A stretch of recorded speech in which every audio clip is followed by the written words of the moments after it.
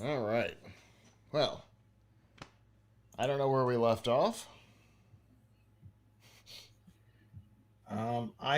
I believe I was about to talk about.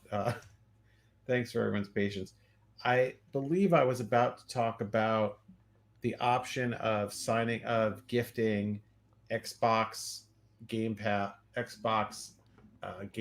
Ultimate or PlayStation or Okay. uh, gifting a game subscription service. Okay. So Yeah. I I think we had just talked. You had just talked about Adafruit. Uh oh. right, And subscription boxes, and yeah. Okay, that's perfect. yes, yeah. So another another great possibility is to give somebody a game service subscription, because that's something. Now obviously you need to know that they don't have it already, and that they and what platform they like to game on. But a really great example would be to give somebody Xbox Game Pass Ultimate. A 3-month membership right now on Amazon is $45. And for these things, what you want to do, particularly on Amazon, is look for the word digital code in the product name, because you don't want a physical gift card. Then it's going to be mailed to you. You're not going to get it till after Christmas. But look for something that says digital code, and you can get Xbox Game Pass, you can get Nintendo Online, you can get PlayStation Plus, you can get all these services. So those are really good things to gift somebody. Uh, Another thing that you can gift folks digitally is subscriptions to streaming content. So you can give someone a gift subscription to Disney Plus for $80 for a year. You can give somebody a gift subscription to BritBox. That's something a lot of people may not have. $70 for a year. BritBox gives you access to all the BBC shows. So if you know someone who likes British television, uh, all the Doctor Who's, all the old and current British TV shows, BritBox. Uh, so Spotify, you can give somebody Spotify digital card. You can give someone a Netflix digital card, and the Netflix card and the Spotify card are ones where if they don't, they're just money toward that. So if they already have a subscription, they can use it to pay their subscription, and then of course they can decide what type of subscription that they want, because there are many different Netflix tiers, and there are different Spotify tiers. So you can do that. So gifting someone a subscription to streaming content, whether audio or video, is a great last minute gift. If you know someone who plays a very particular game, like for example Minecraft, you can buy in-game currency uh, as a digital code. For kids, Minecraft is a really big one, and Roblox is a really big one that you can get digital gift cards for. You also can buy someone an actual game. You can find a download code for a game. Amazon has these. I believe you can do it with Steam also. You can buy a digital code, and then you can give someone the download code. Now, of course, to make this nice, if you have a printer, I would suggest printing out a nice little card and printing out the digital code and putting it in there, rather than just forwarding an email to your giftee. But these are all digital things that you can very easily give to someone that they will really get a kick out of, and find useful.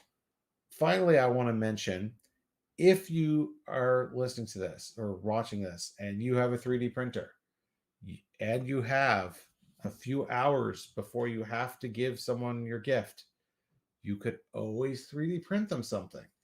And with that in mind, I want to show you really briefly that, oops, that's not how I wanted to show it to you. Uh, I want to show you really briefly that that we have an article on Tom's Hardware about 10 great ornaments that you can 3D print right now What a on great your idea. if you've got a standard FDM 3D printer. These take anywhere between 2 and 16 hours to print, and you could print one and bring it to your giftee as a gift. I mean, you could 3D print anything, uh, an ornament is always a nice touch. So that's on our homepage. We have examples of a TIE fighter, a Minecraft creeper, a Death Star. These are all ornaments, but they're cute little models. A Hypno missile toad, an icicle, a kaleidoscope ball, a little bell, something that looks like a tangled spool if you're giving it to someone else who 3D prints. Uh, so or even a tree topper. So so that's another way. Which if you've got a few hours and you've got a 3D printer, you can make a neat gift for someone. I love that one. I'm not gonna lie, I love that. I had not considered doing that, but now I will. Do you have an FDM printer handy for doing it? I've got I've got that 3D printer that I haven't set up yet that I bought a while back. Now, my best advice for this is like for whichever one you're going to do, you got it. It seems like it's going to really ride on how good the filament is, Mm-hmm. right? So one of the big issues with 3D printing, as we've discussed before, is a lot of people just get a single boring color and they print everything in it. Then, if you want to make the uh, the ornament look exciting, you're going to have to put primer on it and paint it, and that's quite a project. What you might want to do is either have a couple of bright colors, because some of the projects involve using more than one filament roll, or maybe getting something like this, which is well, this is technically multicolor, not rainbow color, but you could get rainbow color or multicolor filament, where after a certain number of layers, it changes color, so it gives you kind of a gradient effect. That's a cool idea. So, anyway, yeah, I think I've got to put that filament in my printer, and I'm going to try printing out some of these things, starting with the Minecraft creeper head. Creeper head. Although I would For really like a sure. nice shiny green, like we showed in the picture, and I don't have a shiny green like that. So right now, so it's uh, it's tempting for me to order some more filament to get that, because you definitely want like a silky color filament as well. Um, you don't want just a boring matte for these. Gotcha. And I just want to make sure. Did I see Hypnotoad on there? Yes, I thought so. yes, Okay. Hypnotoad. All right. Yes, Well. I'm not very familiar with Hypnotoad, but our writer is. So our writer, Denise, who wrote Bertacci, who wrote this for us, Uh huh. I guess is familiar with the Hypno Missile Toad. So this is another one that looks really good because of the what filament the green filament she used. I actually going to ask her exactly which brand of filament she used for that. But these silky filaments are great for models like this. Not so great when you're printing something practical like a box. But that's why if you're a real 3D printing aficionado, you gotta have a lot of spools. Oh, I'm looking at Hypnotoad on your website right now. That's the one that's being printed.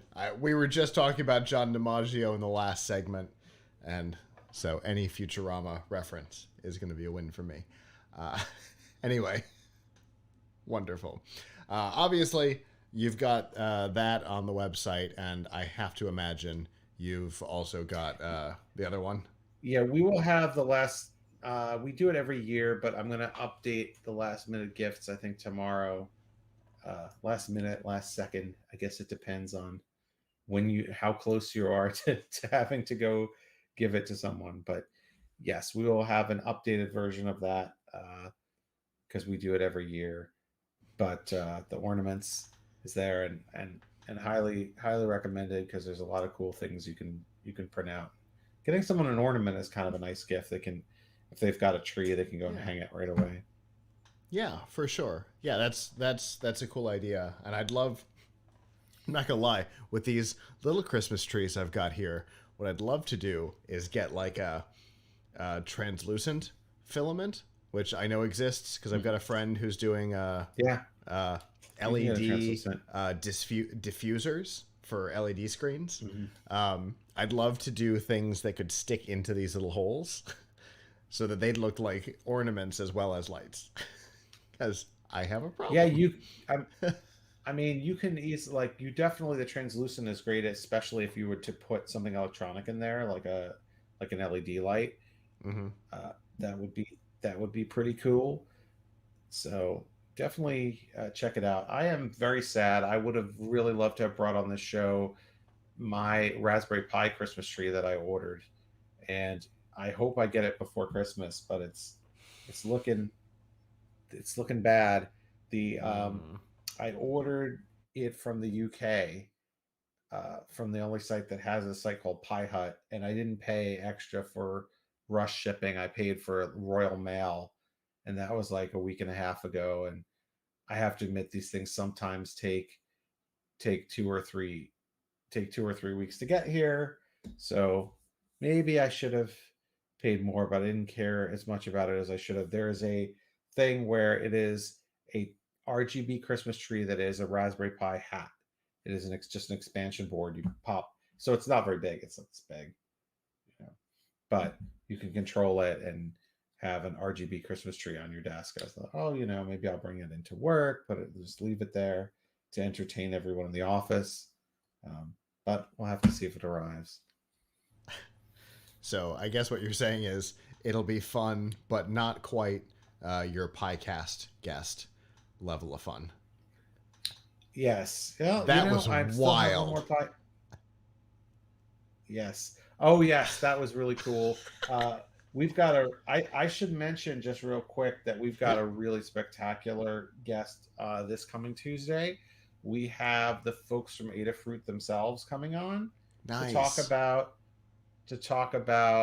both the Circuit Python programming language, which they make, and their new. I think they're going to talk about their new Keeb RP2040, which is a RP2040 board that is designed specifically to help you. I'm holding up a Pico like it's the same thing, but it's not. But an RP2040 board that allows you to make your own keyboard. So, and we've said before that you can, get things like this that control a bunch, but I think this one will actually let you do it with, 100 keys or whatever. So, Nice. I think but we'll learn more about that on the broadcast, and always really cool to have them on. And that is Tuesdays Tuesday at at two Tuesdays at 2:30 Eastern, and you can find it on the Tom's Hardware YouTube channel. fantastic. Well, I think you know that I like to watch. And oh, this last week was a wild one. That was so much fun to watch. So Yes, oh a guy had for the people who haven't watched it. The guy we had on, he has just a crazy like was 120,000 light yeah, Christmas display at his house in Massachusetts that's powered by 4 Raspberry Pis, but just like the whole thing is just really wild. I don't know. He said his neighbors are totally cool with it. It plays really intense, like an 8 minute music thing I think every half hour. yeah. So it's hard for me to believe that his neighbors were cool with it, but more power to them, I guess. You don't know how soundproof their houses are. I mean, he said that across the street there's an entire apartment complex and they don't I have know. not complained. So um, I I mean, some of it is that you can tune in. He's broadcasting on like Yeah. FM on a local FM channel. but he also said there are speakers there, and if you go by and press the button or something, there's a button in front of his house, it'll play it. Uh, Yeah. I would absolutely drop by to see that if I was living in Massachusetts. Yeah, for sure. It, watching the video of it in action was wild. I would love to see it in person.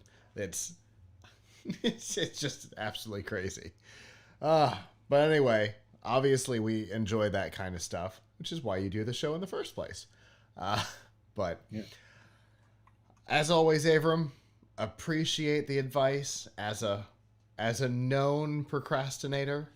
Uh, these types of things are always helpful to me, and a lot of the things that you mentioned are the kinds of things that I personally would appreciate. So, that seems like an all around win for me, and obviously for a lot of other people. This is our last Pilch Point, I think, before 2022, until probably after CES. And so, to all of our Pilch Point viewers, we've appreciated you here in 2021, and we will see you back in 2022. And until next time, well, no, I guess that's the other show. Uh, so, Pilch Point viewers, have a good New Year, and we will see you after CES.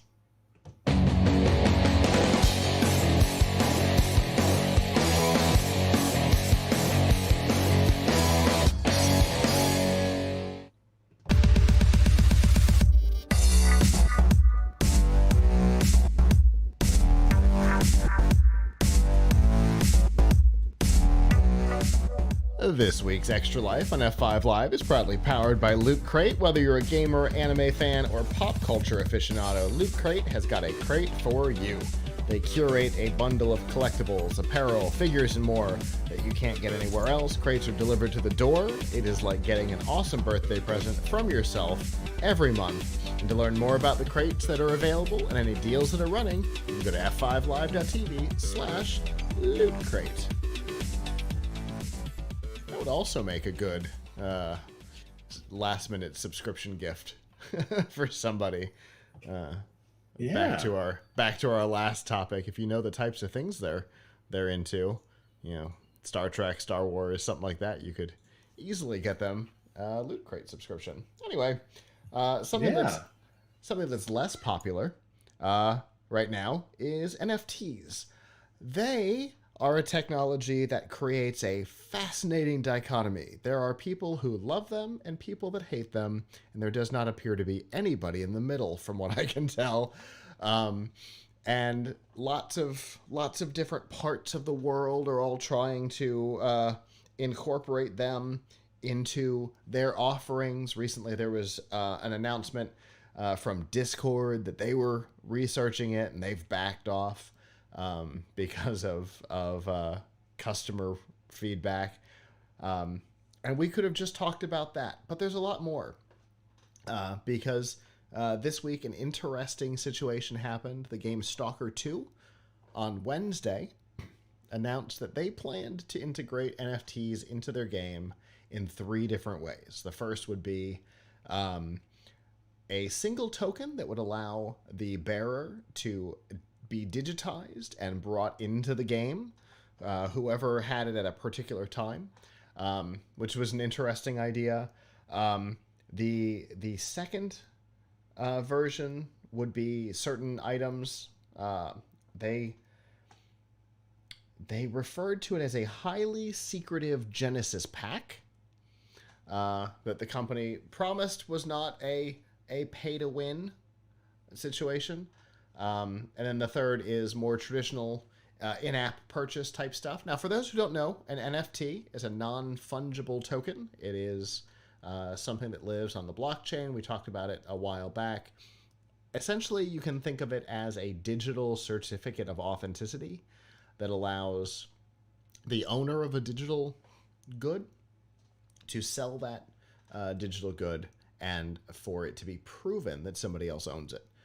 Memes have done it, but in this case, in-game items, skins, weapons, things like that, could all be done as a token. You could sell them in game, you could sell them out of game. A lot of it comes down to, from the developers, a lot of it comes down to wanting to prevent the aftermarket issue of, let's say, this was a big problem in World of Warcraft, buying gold and certain other resources. You would buy it off game, then you'd have to meet in game and trade, hand over the digital good. But how do you know that's going to happen? Well, you don't. So that's a lot of what the NFT stuff is supposed to solve, is giving an out-of-game way to sell in-game things and guarantee that the transfer actually happens. Now, what happened? Wednesday, Stalker 2 announced that these NFTs were coming to the game. Within a few hours, the backlash had been such that the company decided to put up their dukes and fight for their decision, releasing a statement explaining why they did it, and what they were trying to accomplish. We're a small developer. We don't have a publisher. We're trying, we're looking for ways to